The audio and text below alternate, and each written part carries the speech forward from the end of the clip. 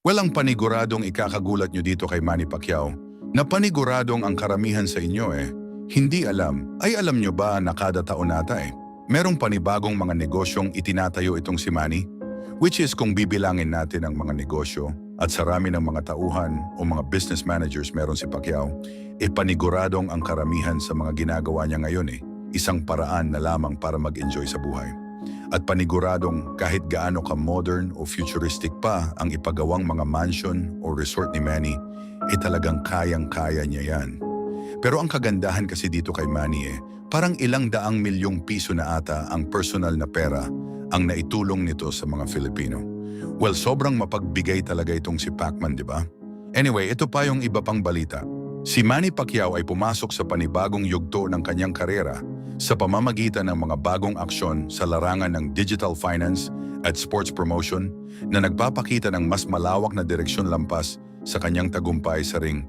Isa sa mga ito ay ang paglulunsad ng MannyPay, isang fintech app na ginawa kasama ang Seventh Pillar Integration Systems Corporation at pinatatakbo ng MannyPay Corporation sa ilalim ng pangangasiwa ng Bangko Sentral ng Pilipinas. Layunin ng app na gawing mas madali at abot-kaya ang digital transactions para sa mga gumagamit.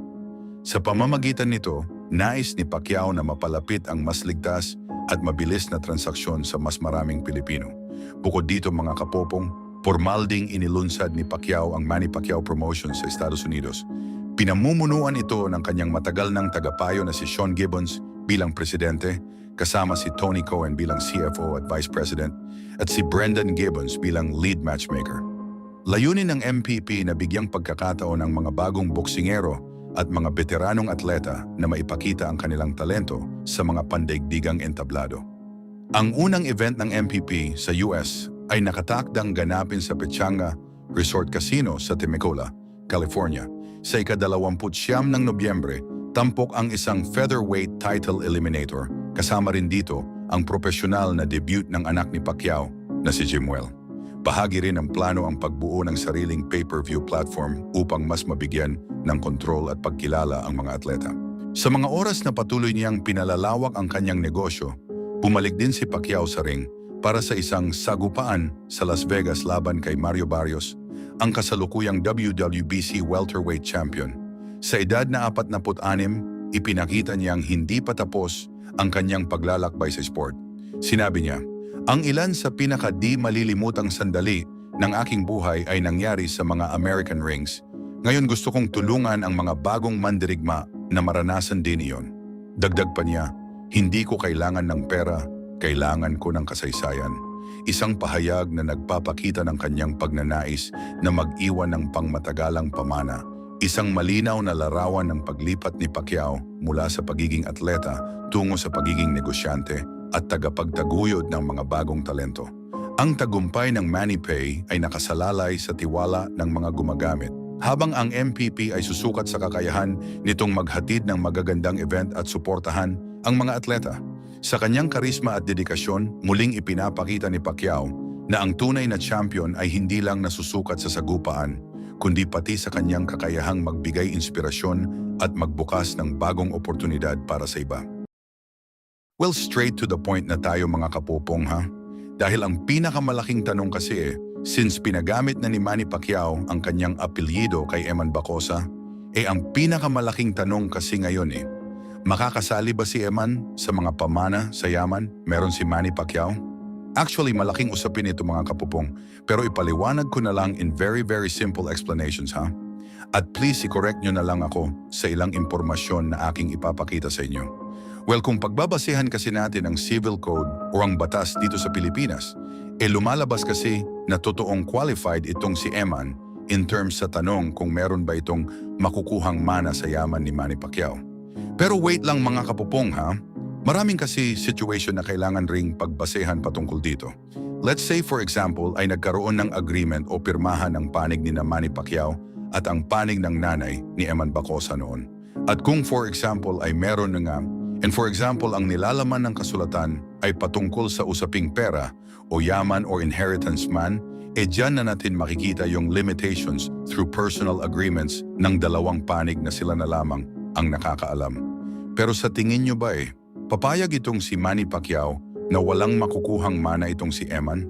Most especially tinanggap na niya ito bilang isang Pacquiao? At most especially being super galante ni Manny Pacquiao? Yes mga kapupong, baka in the future pa nga baka si Manny Pacquiao pa ang magpagawa ng bahay para kay Eman kahit gaano kaganda pa yan. Pero alam niyo ba ang isa sa pinakamahalaga ngayon bukod sa usaping pera?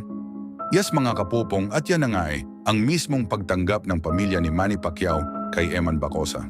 Well, dyan mo talaga malalaman kung gaano kabuti ang pamilya ni Manny Pacquiao. Anyway, ito pa yung iba pang balita. Sa isang taos-pusong muling pagkikita, niyakap ni Manny Pacquiao ang kanyang anak na si Eman Bacosa Pacquiao, isang makasaysayang sandali kung kailan niya formal na kinilala ito at pinayagan ng gamitin ang apelidong Pacquiao. Ipinanganak si Eman noong 2004 at sinabi niyang lumaki siyang malayo sa ama, ngunit nanatili ang kanyang paghanga rito. Sa mga oras na siyam na taong gulang pa lamang siya, sinabi ni Eman na nagsimula siyang mahilig sa boxing matapos mapanood ang mga sagupaan ng kanyang ama. Nagsanay siya sa kanilang bayan sa Tagum at di nagtagal ay lumipat sila ng kanyang ina sa Japan kung saan siya nanirahan ng halos 10 taon. Doon niya pinagbuti ang kanyang pag-aaral at pagpapahusay sa boxing habang nanatiling malayo pa rin sa kanya ang ama. Pagbalik niya sa Pilipinas noong 2022, inimbitahan silang mag-ina ni Manny sa bahay nito. Sa mga oras na iyon, naganap ang matagal nang inaasam na tagpo, ang yakap, ang mga salitang, "Na-miss kita, ang tagal nating di nagkita," at ang pagpigil ni Eman sa pagluha sa labis na saya. Bukod sa paggamit ng apelyido, hinikayat din ni Manny si Eman na ipagpatuloy ang pangarap nito sa boxing, bagamat una niyang sinabi na mas mainam munang pagtuunan ng pansin ang pag-aaral dahil sa panganib ng sport. Tinanggap ni Eman ang apelyidong Pacquiao bilang bahagi ng kanyang bagong simula at sinabi niyang ito ay parang biyaya at panibagong yugto sa kanyang buhay. Ibinahagi rin ni Eman na humingi siya ng tawad sa kanyang ama at pinatawad din niya ito. Ayon sa kanya, ang pinakamahalaga ngayon ay ang makasama at maramdaman ang suporta ng kanyang ama. "Ang importante lang sa akin na makasama ko kayo," sinabi ni Eman ng may taus-pusong damdamin. Maganda rin ang relasyon ni Eman kay Jinky Pacquiao na tinatawag niyang tita. Sinabi niyang nagkakausap sila paminsan-minsan at mainit ang kanilang ugnayan. Samantala, kinilala rin ni Eman ang kanyang stepfather na si Sultan bilang naging ama sa kanya habang lumalaki. "Pinaramdam niya sa amin kung ano ang tunay na pagmamahal ng isang ama," sinabi ni Eman. Ipinahayag ng kanyang ina, si Joanna Rose Bacosa, na napagdesisyunan nilang magsalita ng hayagan upang malinawan ang mga tao at maipakita ang kabuuan ng kanilang kwento. Ngayon, taglay ang apelidong Pacquiao, buong puso ng tinatahak ni Eman ang buhay bilang anak at bilang isang boxer, kasama ang suporta ng kanyang ama at pamilya. Ang Chief Presidential Legal Counsel ng bansa at former Senate President ay kasalukuyang nasa ilalim ng masusing pangangalagang medical sa intensive care unit ng isang hindi pinangalanang ospital. Ayon sa kaniyang anak na si Katrina Ponce Enrile, nasa tabi nila ang buong pamilya upang samahan siya sa patuloy na pagbangon mula sa pneumonia. Sa mga oras na isinagawa ang sesyon sa Senado, sinabi ni Senador Jinggoy Estrada ang balita at hiniling sa kaniyang mga kasamahan na mag-alay ng panalangin para sa paggaling ng veteranong leader. Sa edad na higit 100 taon, naging paksa ng pampublikong atensyon ang kalagayan ni Enrile. Ayon sa opisyal na record ng pamahalaan, siya ay officially 101 taong gulang na. Pero mga kapupong, ipinakita ng talaan mula sa Aglipayan Church sa Cagayan na siya ay 103 taong gulang na. Ipinaliwanag ng journalist na si Ramon Tulfo sa isang social media post na hindi totoo ang mga ulat tungkol sa pagpanaw ni Enrile. Sinabi niya na batay sa kumpirmasyon ng anak nito na si Jack, buhay pa ang kaniyang ama ngunit nasa maselang kalagayan. Ibinahagi ni Jack na kahit humina na ang lakas ng kaniyang ama dahil sa edad, patuloy silang nagdarasal at umaasa para sa kaginhawahan nito. "Maaaring dumating ang panahon anumang oras," sinabi ni Jack, habang nagpapasalamat sa mga mensahe ng suporta mula sa mga kaibigan at kasamahan sa serbisyo publiko. Pinangunahan ni Senador Villanueva kahapon ang mga kasamahan sa Senado sa isang panalangin para gumaling si Enrile. Sa mahabang panahon ng kaniyang paglilingkod, naging mahalagang bahagi siya ng kasaysayan ng politika sa Pilipinas. Nagtapos siya sa Ateneo de Manila University at sa University of the Philippines College of Law bilang cum laude at nagtamo ng isa sa pinakamataas na marka sa bar examinations.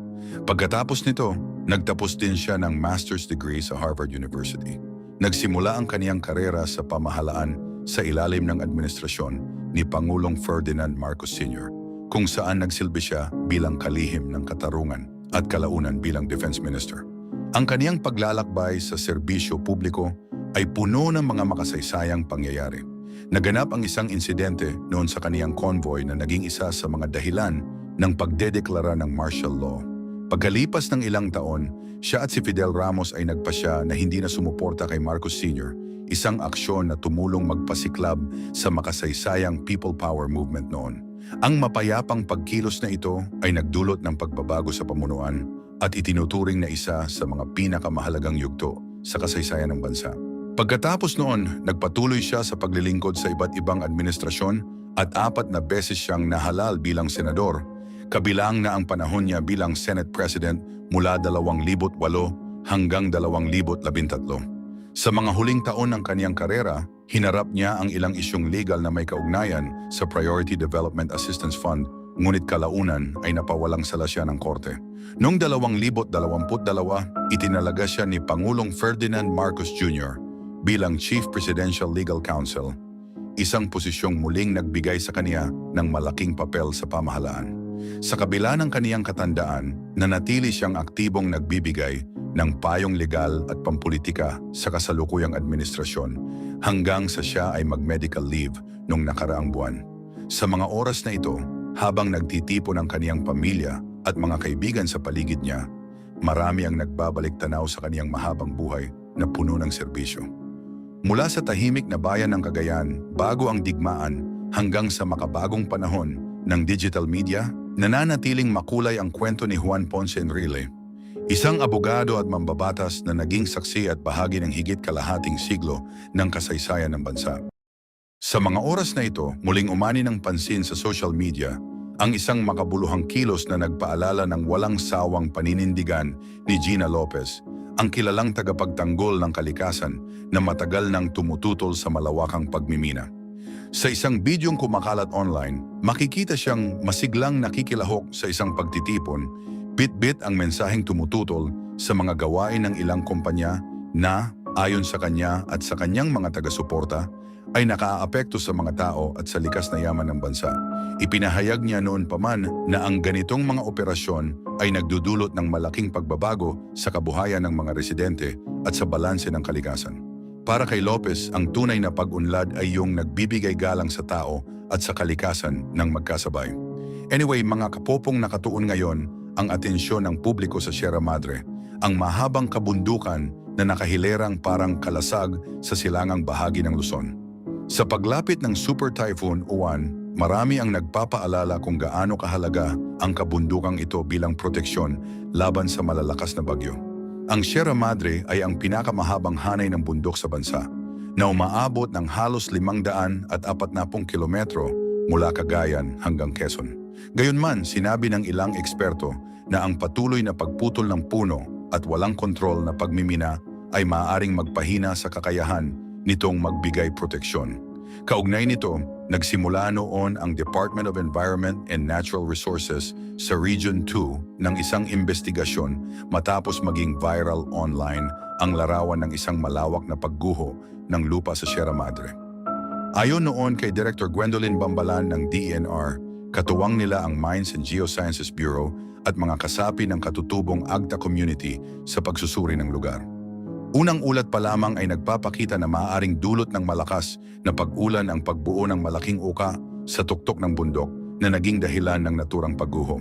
Ipinahayag din ni Bambalan noon na nagsasagawa sila ng aerial reconnaissance kasama ang Armed Forces of the Philippines upang maitala ng mas detalyado ang lawak ng pinsala at matukoy ang mga panganib sa mga karatig na komunidad.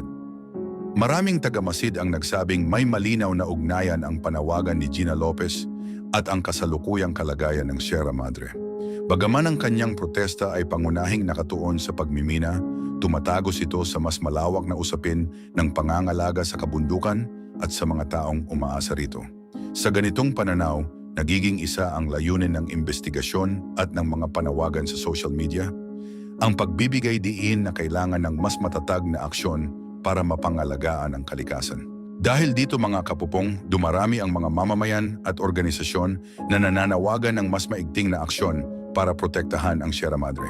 Sa paglapit ng Super Typhoon Uwan, binibigyang diin ng mga tagapagtanggol ng kalikasan na ang kabundukan ay hindi lamang tirahan ng mga hayop at halaman, kundi mahalagang sandigan ng mga tao sa mababang lugar.